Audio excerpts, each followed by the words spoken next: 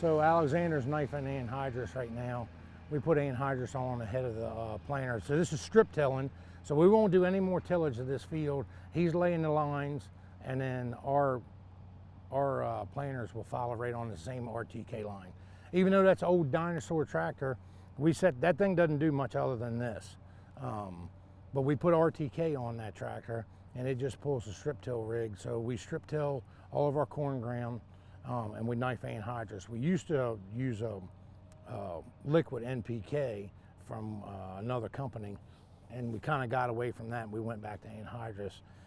For some reason, I don't know if it's because our CEC levels, and we're so volatile out here with our soil structure, anhydrous seems to hold up better, and we can get a hold of it a lot better. So we can actually grow a better crop, even though, you know, kind of killing the biologicals. We're doing a lot of those things by using anhydrous, but we're doing a lot of stuff on the other end through in-furrow to try to promote that back.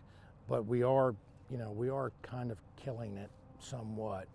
But we end up running deep. We're running, I guess he's set on about 8.5, 9 inches deep. He's just below the bolts. So we'll strip it, we'll plant it on the same thing. We're only making one pass, and then we're done, and then we're out of here. We'll come back and plant on it, and then as nothing gets messed up. We don't really have to go back through our ditches because we're just making little strips.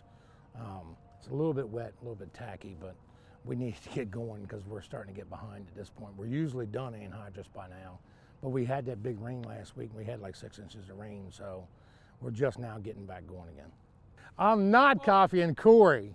No, we used to use anhydrous a long time ago, but we used it mainly as side dress a long time ago. We kind of got away from that, like I said, and we went to a full upfront NPK program. But what we were finding out with liquid NPK is we were depleting our soil profile, and it was leaching through, again, with our CECs and some of the things that we have.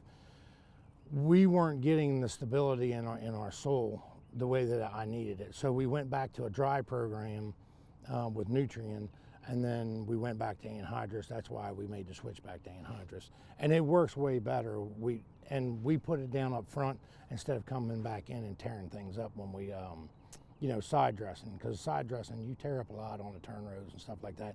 And if you're pulling a 16-row bar like we were pulling, you had to run duals on the front of the tractor, and you had to run duals on the back of the tractor if you were going to knife the anhydrous deep enough.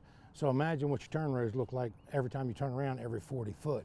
We were mashing the hell out of corn. So we quit doing that. And anhydrous is so stable because of the form of it, especially in our soil, that it'll stay there. So we don't have to worry about it leaching or anything like that. It's not as volatile. So we can run it ahead of time. We can be 2, 3, 4 weeks ahead of time. Now out west, you know, Corey and those guys, they can actually do it in the fall. We can't do it in the fall. Being as we have a nutrient management plan here, we cannot do that. But we'll run right up. I've actually run right up a day prior to planting, and we've never had any problems with it. But we make out really, really well with NH3. Here we do.